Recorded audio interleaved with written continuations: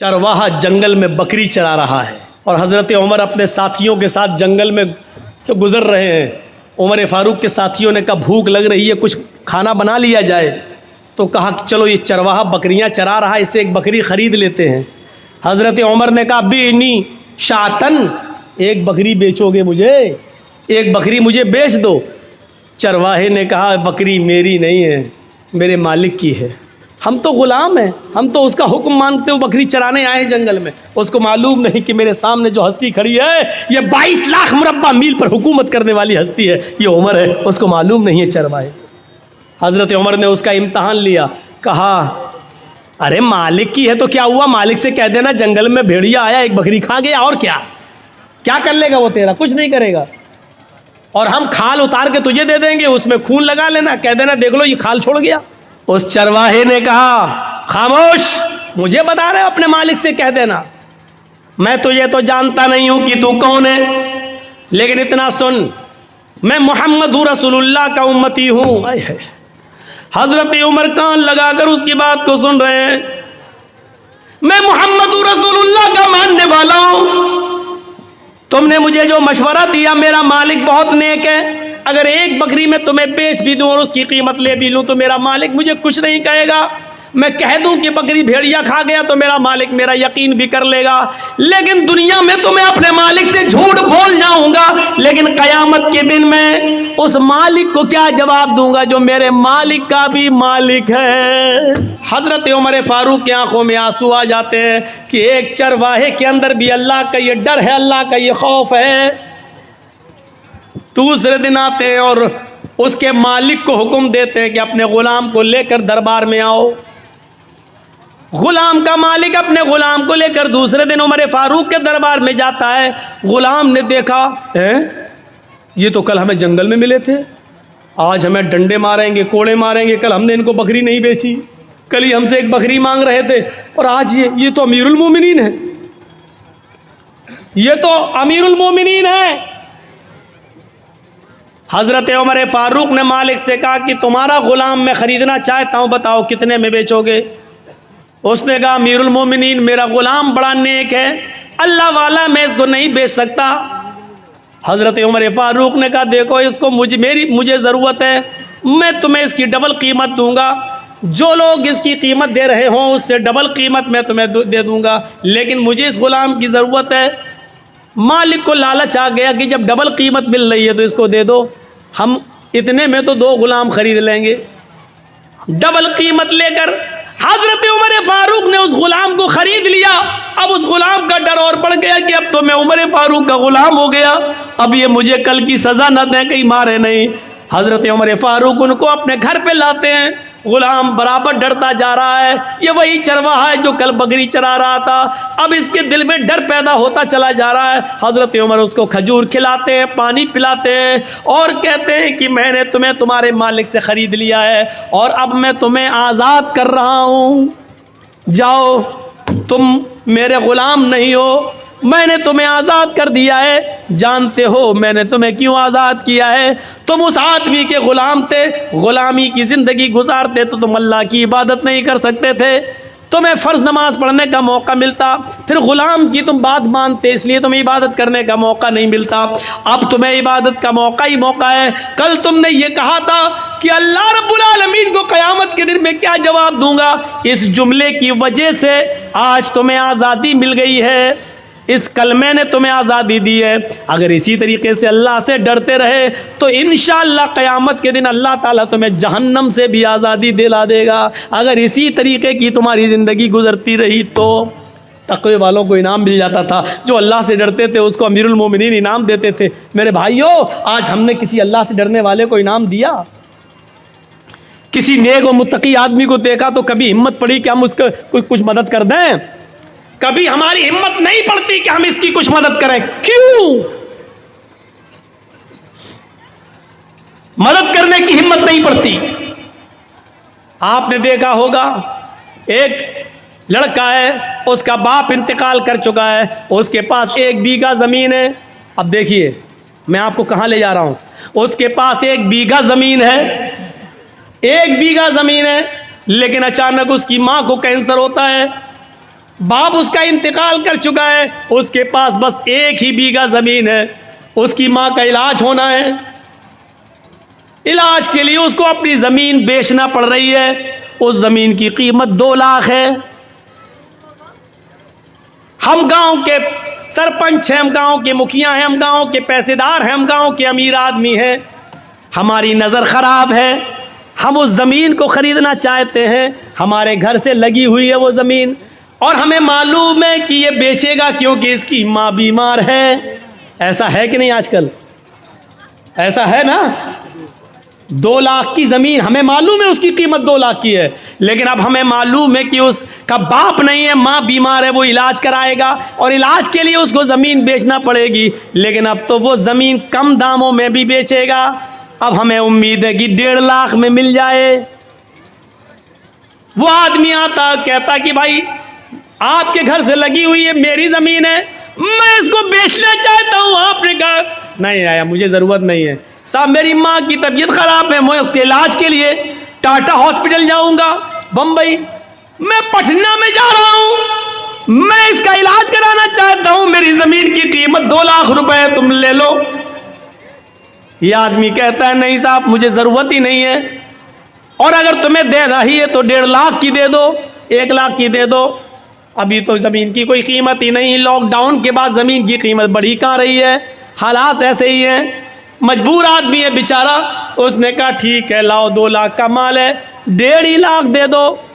آپ نے 1.5 لاکھ روپے اس کو دے دی اور زمین لے لی.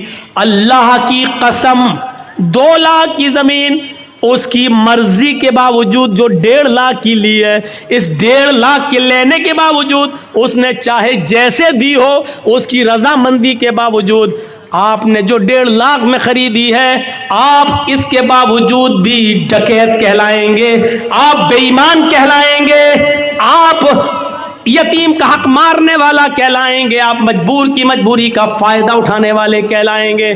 اللہ کے یہاں سماج میں تو یہ ہوگا نہیں صاحب وہ 1.5 لاکھ میں تیار تھا, اس نے دے دی, اس نے لے لی, وہ تو تیار تھا. قاضی شریح ایک گھوڑا خریدنا چاہتے تھے, بازار میں جاتے ہیں, گھوڑا دیکھتے ہیں, پوچھتے ہیں گھوڑے والے یہ گھوڑا کتنے کا ہے, اس نے کہا 400 درہم کا.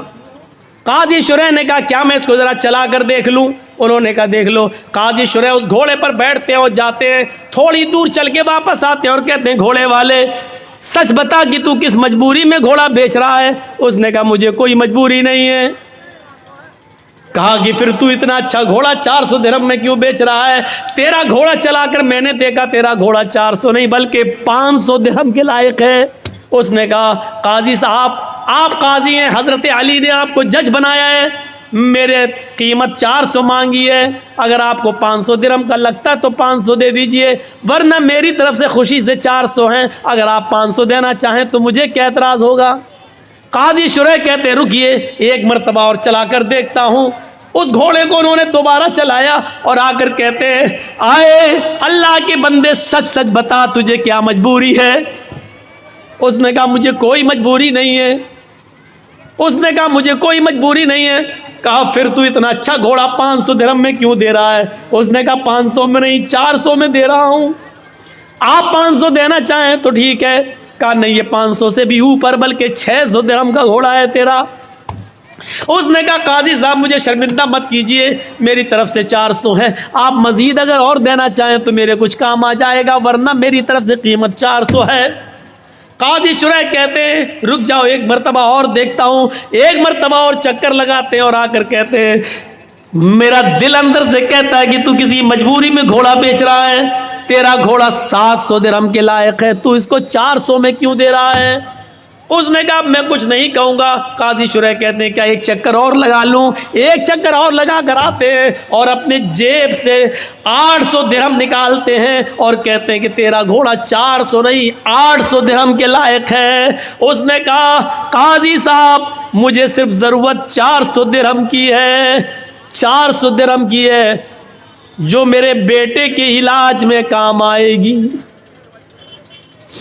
قاضی شریح سمجھ گئے یہ مجبوری میں بیچارہ بیچ رہا تھا, اور قاضی شریح نے اس گھوڑے کی صحیح قیمت لگائی اور 800 درہم دیے. میرے بھائیوں کبھی آپ کو ایسا بھی ہوا ہے کہ ایک آدمی جس کی ماں بیمار ہے 2 लाख کی زمین وہ بیچ رہا ہے. کبھی آپ نے سوچا کہ چلو 2 کی جگہ 2.25 دے دو, چلو 2.5 دے دو, بیچارہ اپنی ماں کے علاج میں کام کر لے گا. ہماری زمین تو 5-6 سال میں اور قیمت بڑھی جائے گی, لیکن اس کا تو کم سے کم ماں کا علاج ہو جائے گا. کبھی 2 لاکھ کی زمین کو 2,25,000 میں لینے کی کوشش کی آپ نے؟ کبھی 2.5 لاکھ دینے کی کوشش کی آپ نے؟ نہیں, 2 لاکھ کی زمین کو 1.5 لاکھ میں لینے والے تو ہزاروں مل جائیں گے. یہ خون چوسنے والے ظالم لوگ ہیں, اور ظالموں کی داستانیں بھری پڑی ہے, ظالموں کی کہانیاں بھری پڑی ہے. میرے بھائیوں, اللہ کے یہاں مجبور کی مجبوری کا فائدہ اٹھانے کا بھی آپ کو حساب دینا پڑے گا. آپ بچ نہیں سکتے اللہ کے یہاں اس عذاب سے.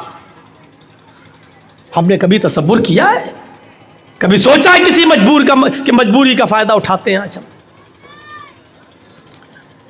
یہ واقعات ہمیں چیخ چیخ کر کیا بتلا رہے ہیں؟ کبھی ان واقعات کی طرف ہم نے نظر ڈالی ہے؟ اور آؤ, تاریخ کا ایک ایسا واقعہ میں آپ کے سامنے رکھنا چاہتا ہوں حضرت عمر فاروق کی زندگی سے کہ آپ تعجب کریں گے. حضرت عمر فاروق کا بچہ باہر سڑک پر کھیل رہا ہے دوسرے بچوں کے ساتھ. کتنا چھوٹا بچہ تھا, 4-5 سال. اور سامنے آفس ہے بیت المال, اور بیت المال کے ٹریزی کون ہے, خزانچی کون ہے؟ حضرت ابو موسیٰ اشعری رضی اللہ تعالیٰ عنہ.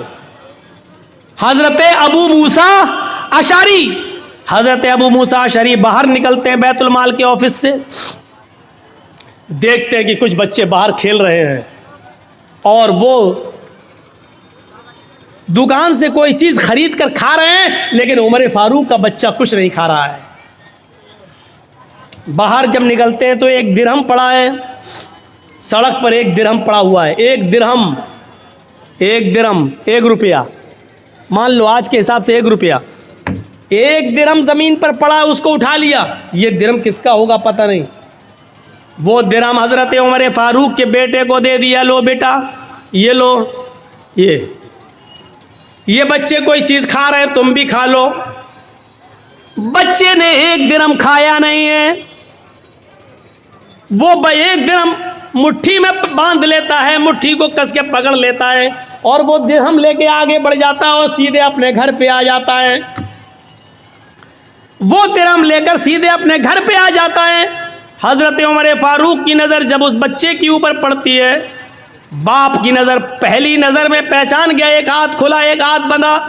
بیٹے یہ مٹھی کیوں بند ہے, کھولو. جیسی بچے نے مٹھی کھولی تو اس میں سے 1 درہم زمین کے اوپر گر گیا. حضرت عمر فاروق نے وہ 1 درہم اٹھایا, اور اٹھانے کے بعد کہا, میرے بیٹے سچ بتاؤ یہ 1 درہم تمہارے پاس کہاں سے آیا؟ بیوی سے پوچھا کہ تم نے دیا؟ کہا نہیں میں نے نہیں دیا. کہا میں نے بھی نہیں دیا. بیٹا کہاں سے آیا؟ کہا بیت المال کے باہر میں کھیل رہا تھا, ابو موسیٰ اشعری کو زمین پر پڑا ہوا ملا چاچا کو, اور ابو موسیٰ اشعری چاچا نے یہ 1 درہم کو اٹھا کر زمین سے مجھے دے دیا کہ اور بچے چیزیں کھا رہے ہیں, تم بھی بیٹا کچھ کھا لو. میں نے کھایا نہیں ہے. اے ابو گھر میں 1-2 دن سے چولہا نہیں جلا, تو میں نے سوچا کہ 1 درہم میرے گھر میں کام آ جائے گا. حضرت عمر فاروق کہتے ہیں بیٹے تم نے بہت اچھا کیا, یہ درہم لے کر تم گھر آ گئے. پھر وہ 1 درہم ابو موسیٰ اشعری کے پاس 1 درہم لے کر حضرت عمر آتے ہیں, اور وہ 1 درہم روپیہ, 1 درہم جو لوہے کا سکہ تھا, اس سکے کو اٹھا کر حضرت ابو موسیٰ اشعری کے سر پہ مارتے ہیں. وہ تو اچھا ہوا کہ ان کے سر پہ پگڑی بندھی ہوئی تھی, ورنہ سر پھٹ جاتا. وہ 1 درہم ان کے سر پہ مارتے ہیں, پگڑی پہ لگتا ہے, لیکن اتنی زور سے مارا تھا کہ پگڑی کے اوپر سے بھی وہ 2 درہم کا اثر ان کے سر میں ہوتا ہے, یعنی ان کو اس کی ہلکی سی چوٹ کا اثر سر کے اندر محسوس ہوتا ہے. حضرت ابو موسیٰ نے کہا کیا ہوا امیر المومنین؟ حضرت عمر نے کیا جملہ کہا, اس جملے پر غور کرو. کہا ہے ابو موسیٰ کیا جہنم میں داخل کرنے کے لیے, جہنم رسید کرنے کے لیے, جہنم میں پہنچانے کے لیے تیری نظر عمر کے خاندان پر اور عمر کے گھر پر ہی پڑی تھی؟ کوئی اور تیری نظر میں نہیں آیا.